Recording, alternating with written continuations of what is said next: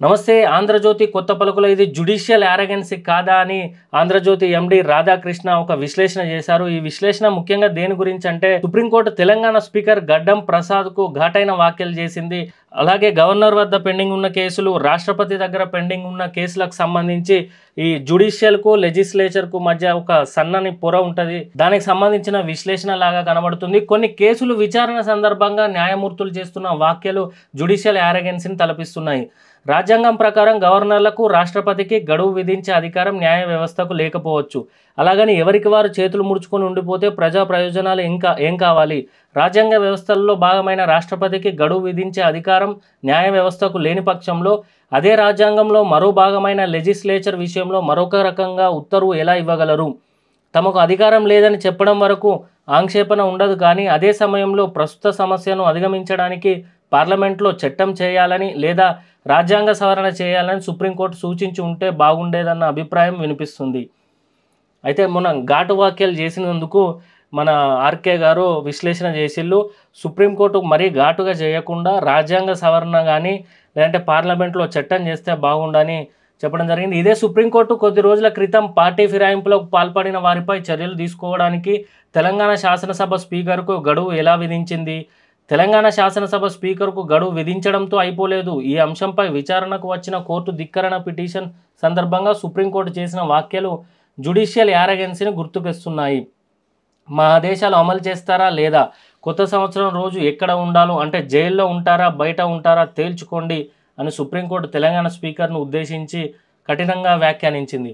గవర్నర్కు గడువు విధించే అధికారం లేనప్పుడు లెజిస్లేచర్ అధిపతికి గడువు విధించడంతో పాటు కోర్టు ధిక్కరం కింద జైలుకు పంపే అధికారం న్యాయ వ్యవస్థకు ఉంటుందా అన్న ప్రశ్న సహజంగానే తలెత్తుతుంది. వాస్తవానికి ఫిరాయింపులకు పాల్పడిన వారిపై స్పీకర్లు ఫలానా గడువులోపే చర్య తీసుకోవాలని పార్టీ ఫిరాయింపుల నిరోధక చట్టంలో లేదు. అసలు ఇది చట్టంలో లేదంట. ఒక టైము అట్లున్నది మన వ్యవస్థ.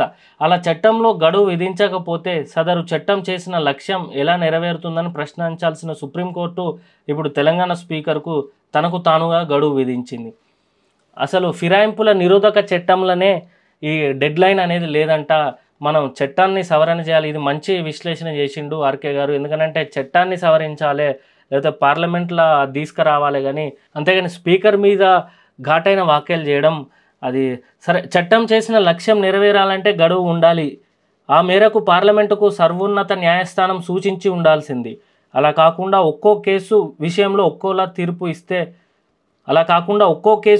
ఒక్కోలా తీర్పు ఇస్తూ పోతుండడం వల్ల న్యాయ వ్యవస్థపై గౌరవం తగ్గుతుంది. అవును, మరి రాజ్యాంగం ప్రకారం చట్టసభల ప్రిజైడింగ్ అధికారులకు కూడా రక్షణ ఉంటుంది. అయినప్పటికీ చర్య తీసుకుంటారా, జైలుకు వెళ్ళడానికి సిద్ధపడతారా అని న్యాయస్థానం హుంకారించింది. ఇదొక రకంగా పరిధిని అతిక్రమించడమే. నిజంగా ఆ పరిస్థితి వస్తే తెలంగాణ శాసనసభ స్పీకర్ జైలుకు పంపగలరా? అదే జరిగితే సదరు ఆదేశాలు ఇచ్చిన న్యాయమూర్తిపై శాసనసభ కూడా చర్యలకు ఉపక్రమిస్తే పరిస్థితి ఏంటిది? సుప్రీంకోర్టు తెలంగాణ స్పీకర్ను జైలుకు పంపితే శాసనసభ కూడా సుప్రీంకోర్టు మీద చర్యలు తీసుకోవచ్చు. న్యాయమూర్తిపై కూడా చర్యలు తీసుకుంటే పరిస్థితి ఏంటిది అని విశ్లేషణ. రాజ్యాంగబద్ధమైన వ్యవస్థల మధ్య సున్నితమైన లక్ష్మణ రేఖ ఉంటుంది. ఇటీవల కాలంలో కేసుల విచారణ సందర్భంగా న్యాయ వ్యవస్థలోని కొందరు తీవ్రమైన వ్యాఖ్యలు చేస్తున్నారు. చివరకు అవేమీ తీర్పులో భాగంగా ఉండవు. కేసు మెరిట్స్తో సంబంధం లేకుండా వ్యక్తిగత అభిప్రాయాలను వెల్లడించడం ఇప్పుడు ఒక సమస్యగా మారుతుంది. దీనివల్ల న్యాయ వ్యవస్థ కొన్ని సందర్భాలలో ప్రజల మన్ననలను పొందుతుండగా మరికొన్ని సందర్భాలలో ఆత్మరక్షణలో పడుతుంది. పార్టీ ఫిరాయింపుల విషయంలో కూడా ఫలానా గడువులోగా చర్యలు తీసుకునేలా చట్టాన్ని సవరించాలని సూచిస్తే ఎవరు మాత్రం అభ్యంతరం చెబుతారు? ఇలాంటి విషయాల్లో తమకు అధికారం లేదని న్యాయ వ్యవస్థ అభిప్రాయపడితే చేయగలిగింది ఏమీ లేదు. రాజ్యాంగాన్ని ఎడాపెడా రాజకీయ అవసరాల కోసం సవరించిన ఈ దేశంలో గవర్నర్లైనా స్పీకర్లైనా వారందరికీ గడువు విధిస్తూ సవరణ చేయలేమా? ఈ గడువు అనేది లేకపోతే వ్యవస్థలపై ప్రజలకు నమ్మకం పోతుంది. న్యాయ వ్యవస్థకు కూడా ఇదే మాట వర్తిస్తుంది. న్యాయస్థానంలో కేసులు పరిష్కారం విషయంలో అంతులేని జాప్యం జరుగుతుంది. మనందరికీ తెలిసిందే, కోట్లల్లో వందల వేల కేసులు పెండింగ్లోనే ఉంటాయి. ఈ స్పీకర్ల దగ్గర కూడా గవర్నర్ల దగ్గర కూడా అంతా వ్యవస్థల ఇన్ని లోటుపాట్లు ఉన్నందుకు ఈ జాప్యం జరుగుతుంది. సాదాసీదా నేరస్తుల విషయంలో జాప్యం జరిగినా పర్వాలేదు, కానీ రాజకీయాల్లోకి వచ్చిన నిందితులు నేరస్తుల విషయంలో అంతులేని జాప్యం జరిగితే సమాజం నష్టపోతుంది. ప్రజాప్రతినిధులపై ఉన్న కేసులలో కూడా శీఘ్ర పరిష్కారం కోసం ఫాస్ట్ ట్రాక్ కోర్టులు ఎందుకు ఏర్పాటు చేయకూడదు? ఆంధ్రప్రదేశ్ మాజీ ముఖ్యమంత్రి జగన్మోహన్ రెడ్డి దాదాపు 13 ఏళ్లుగా బెయిల్ మీదే ఉన్నారు. గడువు లేకపోవడం వల్లనే కదా ఇలా జరుగుతుంది. విచారణ పూర్తి చేసి ఆయన నిర్దోషి అని తేల్చితే ఎవరికి అభ్యంతరం ఉండదు కదా. పుష్కర కాలం దాటినా జగన్ రెడ్డి ఆర్థిక నేరస్తుడో కాడో తేల్చుకోలేని స్థితిలో ప్రజలు ఉండడం ఏమిటి? ఫలితంగా జగన్ వంటి వారు చట్టంతో చెలగాటమాడుతున్నారు. అక్కడ జగన్ అయితే ఇక్కడ రేవంత్ రెడ్డి ఓటుకు నోటు కేసులో ఇరికిన రేవంత్ రెడ్డి కూడా బెయిల్ మీదనే బయట ఉన్నాడు. ఎటు కాకుండా ఆ కేసు ఇంకా తప్పో రైటో ఏది చెప్పకుండా మన దేశంలో యాజ్ యూజువల్ అన్నీ పెండింగ్లో పడ్డట్ట ఇది కూడా పెండింగ్లో పడ్డది. కేసుల పరిష్కారం ఏళ్ళు ఫూళ్ళు పట్టడం వల్ల నిందితులు అధికారంలోకి కూడా వస్తున్నారు. వారు అధికారంలో ఉన్నప్పుడు తీసుకునే చర్యలకు ఎవరు బాధ్యత వహిస్తారు? బహుశా ఈ కారణంగానే కాబోలు సుప్రీంకోర్టు ప్రధాన మూర్తులుగా పనిచేసిన కొందరు ఆర్థిక నేరాలు, క్రిమినల్ నేరాలతో సంబంధం ఉన్న ప్రజాప్రతినిధులపై కేసుల విచారణను ఏడాదిలోగా పూర్తి చేయాలని తీర్పు ఇచ్చారు. ప్రజాప్రతినిధులపై ఉన్న కేసుల విచారణ గడువు ఉండాలనే కదా ఇటువంటి ఉత్తర్వులు ఇచ్చింది. అయితే దురదృష్టవశాత్తు ఈ ఆదేశాలు ఏవీ అమలు కావడం లేదు. చట్టంలోని లొసుగులే అందుకు కారణమైతే వాటిని సవరించాలని సర్వోన్నత న్యాయస్థానం సూచించలేదా? కాలానుగుణంగా ఎన్నో చట్టాలను సవరించుకున్నాం, కొత్త చట్టాలను చేసుకుంటున్నాం. ప్రజాప్రతినిధులపై విచారణ త్వరితగతిన పూర్తి కావాలన్న సుప్రీంకోర్టు ప్రధాన న్యాయమూర్తులుగా పనిచేసి వారి ఆదేశాలకు దిక్కు లేకపోతే ఎలా? ఈ కారణంగా న్యాయ వ్యవస్థ విశ్వసనీయత దెబ్బతినదా? ఇదే జగన్ వ్యూహం. ఎంపిక చేసిన సందర్భాల్లో మాత్రమే జగన్ రెడ్డి బల ప్రదర్శన ఎందుకు చేస్తున్నారనేది కీలకం. తాడేపల్లి ప్యాలెస్ నుంచి ఆయన తరచూ విజయవాడ ఎయిర్పోర్టుకు వెళ్తారు. అప్పుడేమీ జనం పోటెత్తరు. బెంగళూరు ఎయిర్పోర్టులో సాదాసీదాగా దిగి యలహంక ప్యాలెస్కు వెళ్తారు. అక్కడ ఎయిర్పోర్టులో ఆయనను ఎవరు పట్టించుకోవడం లేదు. నిజంగా ఆయనపై ప్రజాభిమానం ఉప్పొంగిపోతుంటే కాలు బయట పెట్టిన ప్రతిసారి జనం పోటెత్తాలి కదా.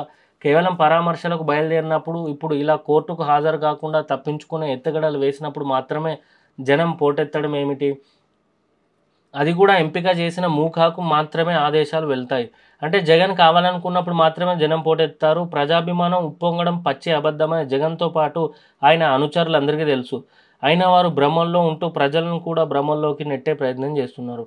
తమాషా ఏమిటంటే దీనికి అంతటికీ కర్త కర్మ క్రియ అయిన జగన్ రెడ్డి తామే తోలుకొచ్చిన వాళ్ళని చూసి నిజంగానే మురిసిపోవడం, సీఎం అని చేసే అర్ధరహిత నినాదాలకు ఉప్పొంగిపోవడం. వింతల్లో కల్లా వింత, ఎన్నికలు జరిగే 7.5 కూడా కాలేదు. ఇంతలోనే ఎన్నికలు ఓడిపోయిన వారి కోసం ప్రజలు అల్లాడిపోవడం అసంభవం. ఒకప్పుడు కమ్యూనిస్టులు నిర్వహించిన మహాసభలకు లక్షల సంఖ్యలో కార్యకర్తలు వచ్చేవారు. ఆ ప్రాంతమంతా ఎరుపు రంగు అలుముకునేది. ఆ వాతావరణం చూసి వారికి కమ్యూనిస్టులు చాలా బలంగా ఉన్నారన్న అభిప్రాయం కలిగేది. నిజమేమిటంటే కమ్యూనిస్టులు అప్పట్లో కూడా సభలు పెట్టిన అదే మనుషులు వెళ్ళేవారు. అది ప్రజాబలం కాదు, ప్రదర్శన మాత్రమే అని తెలియడానికి ఎంతో కాలం పట్టలేదు. జగన్ రెడ్డి స్వీయ దర్శకత్వంలో ప్రస్తుతం జరుగుతున్న ఈ జన సమీకరణ అనే డ్రామా కూడా ఇదే కోవలోకి వస్తుంది. అంతిమంగా జగన్ రెడ్డి తనను తాను వంచుకుంటున్నారు. అందులో రాజకీయ ఎత్తుగడ ఉండొచ్చు. రప్ప రప్ప గంగమ్మ జాతర వంటి ప్లకార్డులు ప్రదర్శిస్తూ జనాన్ని భయపెట్టే ఏ నాయకుడైనా అధికారానికి చేరువ కాగలడా? అయినా అదే మార్గాన్ని ఎంచుకుంటున్నారంటే సొంత కేడర్లో ఆత్మవిశ్వాసం నింపి ప్రత్యర్థి కేడర్లో భయం నింపడమే ఇందులోని ఆంతర్యం కావచ్చు. 2024 ఎన్నికలకు ముందు అప్పటి ప్రతిపక్ష నేత చంద్రబాబు వెళ్ళినప్పుడు జనం ఇలా వెర్రెక్కినట్టు వ్యవహరించలేదా? చేయాల్సిందేదో పోలింగ్ రోజు చేసి చూపించారు. తను ఆడుతున్న నాటకాలను ప్రజలు తెలుసుకోలేరని జగన్ రెడ్డి భావించడం, ఆయన చేస్తున్న తప్పు ఎంపిక చేసుకున్న సందర్భాల్లోనే బల ప్రదర్శన చేస్తున్నారన్న విషయం ప్రజల్లోకి వెళ్ళిపోయింది. ప్రజాప్రతినిధులు కేసుల విచారణలో జరుగుతున్న అంతులేని జాప్యం వల్లనే కదా జగన్ రెడ్డి వంటి వారు ఇలాంటి ఆటలు ఆడుతున్నారు. మిగతా విషయాల వల్ల ప్రజాప్రతినిధులపై దాఖలైన కేసులు ముఖ్యంగా ఆర్థిక నేరాలతో సంబంధం ఉన్న వారిపై నిర్దిష్ట కాల పరిమితిలో విచారణ పూర్తి చేయడానికి సర్వోన్నత న్యాయస్థానం చర్యలు తీసుకుంటే ఈ దేశానికి ఎంతో మేలు చేసినట్టు అవుతుంది. జగన్ రెడ్డి వంటి వారి కేసుల విచారణకైనా ఫాస్ట్ ట్రాక్ కోర్టులు ఏర్పాటు చేయడంలో సుప్రీంకోర్టు చొరవ తీసుకుంటుందని ఆశిద్దాం.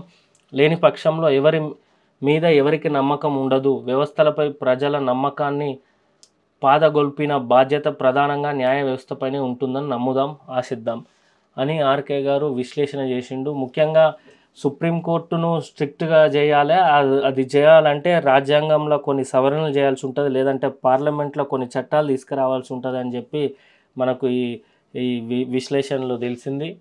అయితే తెలంగాణ ప్రజలారా, ఈ వ్యవస్థను మార్చాలంటే యువతతోటే సాధ్యము. మన యువత అందరము ఏకమై విద్యార్థుల రాజకీయ పార్టీ నిర్మించుకున్నాము. దీన్ని మనం ముందుకు తీసుకుపోవాలంటే యావత్ 4 కోట్ల తెలంగాణ ప్రజల బలం మనకు కావాలా. ఈ ల్యాండ్ స్కాములు గానీ, ఈ ఖజానాను కొల్లగొట్టడం గానీ, ఈ రాజకీయ నాయకులు చేసే దోపిడీని అరికట్టి కొత్త చట్టాలు తీసుకొని వచ్చి ప్రజలకు అసలైన అభివృద్ధి అంటే ఏంటిదనేది చూపియాలి. అట్లే ఇప్పుడు ఇస్తున్న సంక్షేమ పథకాలు పూర్తి స్థాయిలో వాళ్ళకి అందేలాగా చేయాలంటే ఈ విద్యార్థుల రాజకీయ పార్టీకి మీ మద్దతు ఖచ్చితంగా కావాలి. కింద డిస్క్రిప్షన్‌లో కనబడుతున్న నెంబర్‌కి గానీ గూగుల్ ఫామ్ ఉంటది. దానికి ఫిల్ చేసి మన విద్యార్థుల రాజకీయ పార్టీలో జాయిన్ అవుతారని ఆశిస్తూ జై తెలంగాణ, జై వీఆర్‌పీ.